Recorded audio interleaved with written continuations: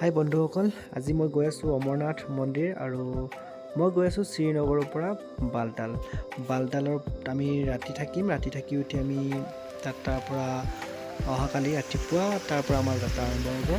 এতিয়া আমি গৈ আছোঁ বালতালত আমাৰ কেম্প আছে। কেম্পত আমি ৰাতিটো থাকিম। ৰাতি থাকি উঠি আমি অহাকালি ৰাতিপুৱাৰ পৰা যাত্ৰা আৰম্ভ কৰিম। আমি ফাইনেলি বালতাল পালোগৈ। বালতালৰ পৰা বালতাল কেম্পৰ ওচৰত এনেকুৱা ভিউ। ইয়াতে বেছ কেম্প আছে, চিভিল যিবিলাক আছে চিভিলো মানুহৰ বাবে ইয়াতে থকা ঠাই আছে। সকলো ফ্ৰী, খোৱা লোৱা চব ফ্ৰী হয়। তাৰপিছত আপোনালোকে একদম বহুত মজা ল'ব পাৰিব। ইয়াৰ যিবিলাক নেচাৰ আছে, নেচাৰ এনেকুৱা বিউটি হয় ন।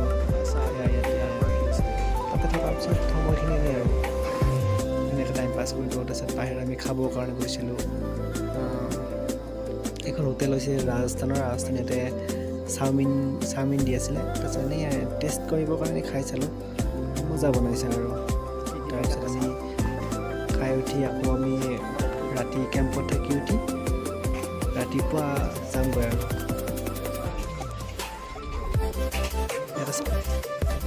আমি চাওমিন খাই উঠি কেম্পত ৰাতিটো থাকিলোঁ আৰু ৰাতিপুৱাই আমি যাত্ৰা আৰম্ভ কৰিলোঁ। ৰাতিপুৱা প্ৰায় 3:30 বজাৰ পৰা আমি যাত্ৰা আৰম্ভ কৰিছোঁ। প্ৰায় ইয়াৰ পৰা 16 কিলোমিটাৰ ৰাস্তা আমি খোজকাঢ়ি যাব লাগিব। তাৰপিছত কষ্ট হৈছে, বহুত কষ্ট হয়, কিন্তু আপোনালোকে যেতিয়া যাই থাকিব এনজয়মেণ্ট কৰি যাই থাকিব পাৰিব। তাৰপিছত এইটো মই এনেকৈ গৈ আছোঁ। গৈ থাকি প্ৰায় 4-5 ঘণ্টা যোৱাৰ পিছত আমি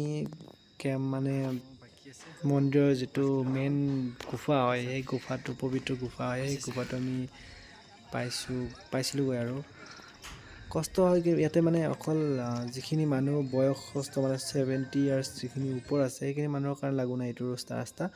আৰু যিখিনি 13 বছৰৰ তলৰ হয় সেইখিনিৰ কাৰণে এইটো ৰাস্তাৰে যাব পাৰ্মিশ্যন নাই। ৰাস্তাটো বহুত কষ্টকৰ হয়। সেইটো কাৰণে পাহাৰবিলাক যিবিলাক আছে পাহাৰখিনি বহুত থিয় হয়। কাৰণে কিছুমান অসুবিধা হয়। বিশেষকৈ নমা টাইমত, পাহাৰৰ পৰা নামি অহা টাইমত বেছি কষ্ট হয়। আমি আৰু জাষ্ট অকণমান গ'লে আমি গুফাটো ইয়াৰ পৰা অকণ দেখাই পায় বাৰু। আৰু অলপমান বাছ এইটো first view of holy camp. ইয়াৰ পৰা বেছি দূৰ নহয়, জাষ্ট 1 কিলোমিটাৰ হয়।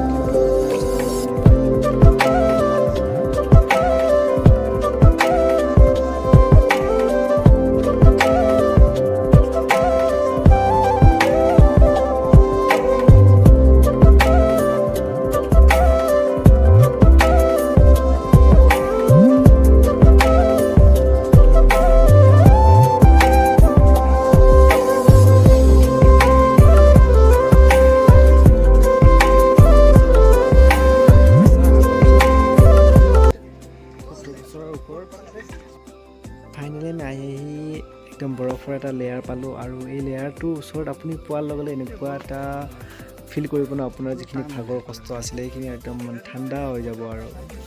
আৰু এইখিনিত আমি এনেই অলপ টাইম ৰখি পিনে আকৌ আমি যাত্ৰা আৰম্ভ কৰিলোঁ। আৰু 3:30 বজাৰ পৰা আহি আছোঁ। হেলিকপ্টাৰ এতিয়া বৰ্তমান 9টা বাজি লেণ্ড কৰে আৰু আজি কিন্তু হেলিকপ্টাৰ আমি 4 ঘণ্টা পামেই আৰু অকণমান বাকী আছে। তাতে মন্দিৰটো আমি পালোঁ আহি প্ৰায় আৰু বেছি দূৰ নাই আৰু হ'লেও কিন্তু দূৰৰ পৰা দেখা পালে এনেকুৱা লাগিব আপুনি পালেহি, কিন্তু খোজকাঢ়ি যোৱাজনে গম পায় কিমান কষ্ট হৈ যাওঁতে। যিয়ে নহওক, যেতিয়া আপুনি ওচৰৰ মন্দিৰটো পাবগৈ ন, আপোনাৰ যিখিনি ভাগৰ কষ্ট যিখিনি আছে গোটেইখিনি আপুনি পাহৰি যাব।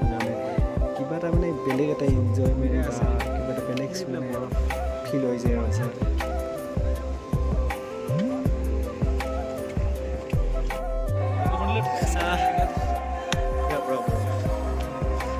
এতিয়া আমি ৰিটাৰ্ণ আহি আছোঁ। আৰু চা ঘোঁৰাবিলাক কিমান ঘোঁৰা আছে ইয়াতে।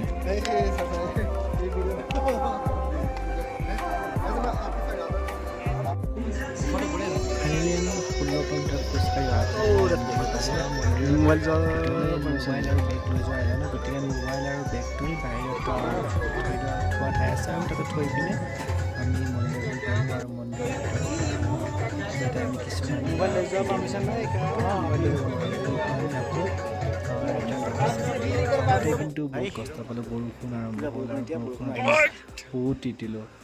তাৰপাছত যিবোৰ পাহাৰবিলাক পাহাৰবিলাক বহুত পিছল হৈছিল, পিছল হোৱাৰ কাৰণে বেছি কষ্ট হৈছিলে। তিতি যাই আছোঁ, মজাই বেলেগ। যিয়ে নহওক যাই পিনে আমাৰ বহুত ভাল লাগিল। যাত্ৰা লাইফত কেতিয়াবা এতিয়া সময় সুবিধা মিলাই এবাৰ কাশ্মীৰৰ অমৰনাথ যাত্ৰালৈ বৰষুণ দি আছে, বৰষুণ দি আছে।